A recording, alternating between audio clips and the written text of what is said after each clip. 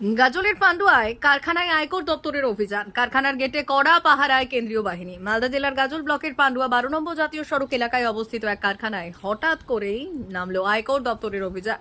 শুক্রবার সকাল থেকে আয়কর দপ্তরের আধিকারিকরা ওই কারখানার ভেতরে ঢুকে তল্লাশি শুরু করে। অভিযোগ, দীর্ঘদিন ধরে আয়কর ফাঁকি এবং আর্থিক লেনদেন নিয়ে একাধিক অনিয়মের সূত্র হাতে পেয়েই এই অভিযান চালানো হচ্ছে।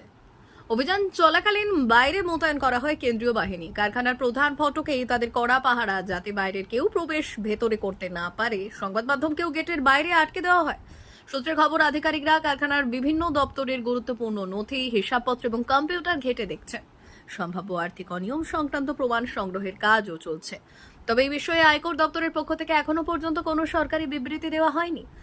ঘটনায় ব্যাপক চাঞ্চল্য ছড়িয়েছে গোটা পান্ডুয়া এলাকায়। স্থানীয় বাসিন্দাদের অনেকে জানিয়েছেন, কারখানার মালিকদের বিরুদ্ধে আর্থিক অনিয়ম এবং বেআইনি লেনদেন নিয়ে অভিযোগ বহুদিনের, কিন্তু এবার আয়কর দপ্তর সরাসরি অভিযানে নামানোর তাদের দাবি সত্যটা সামনে আসবে।